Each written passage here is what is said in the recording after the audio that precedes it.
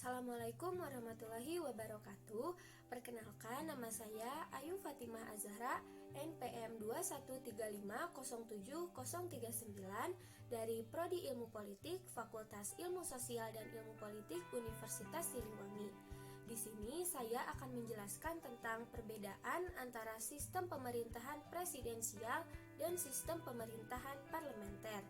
Video ini ditujukan untuk memenuhi salah satu tugas pengantar studi demokrasi oleh Bapak Hendra Gunawan.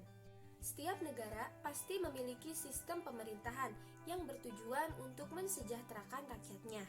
Secara umum, sistem pemerintahan adalah sebuah sistem yang memiliki hubungan fungsional antara lembaga negara dengan kekuasaan di dalam suatu negara.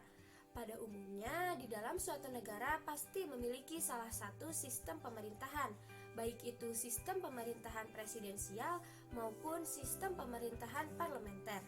Lalu, apa saja sih perbedaan antara sistem pemerintahan presidensial dan sistem pemerintahan parlementer? Yuk, simak videonya.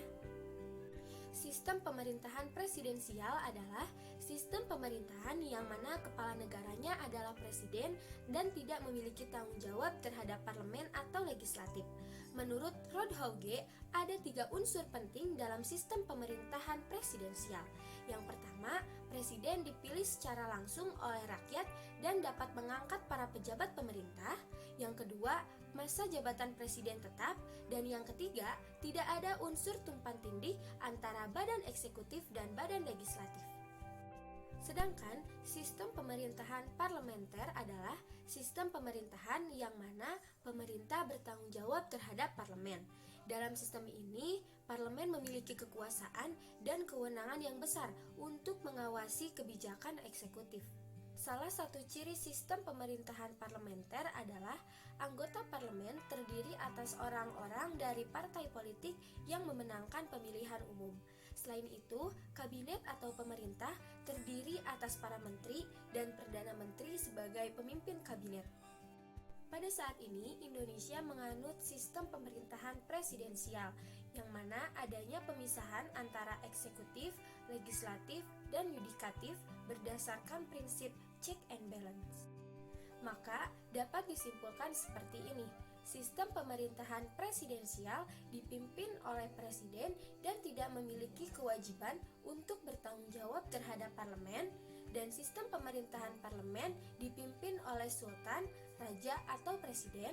Pemilihan sistem pemerintahan presidensial, yakni presiden dipilih oleh rakyat dalam pemilihan umum, sedangkan sistem pemerintahan parlementer ditunjuk secara langsung. Masa jabatan sistem pemerintahan presidensial sudah tentu dalam undang-undang yang jelas, sedangkan sistem pemerintahan parlemen tidak menentu sesuai dengan parlemen.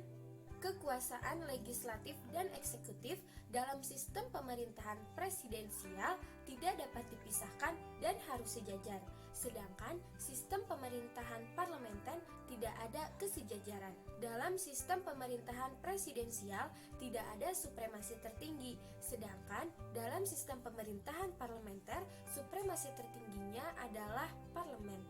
Mungkin sekian video dari saya tentang sistem pemerintahan presidensial dan sistem pemerintahan parlementer. Mohon maaf apabila banyak kesalahan dan kekurangan. Wassalamualaikum warahmatullahi wabarakatuh.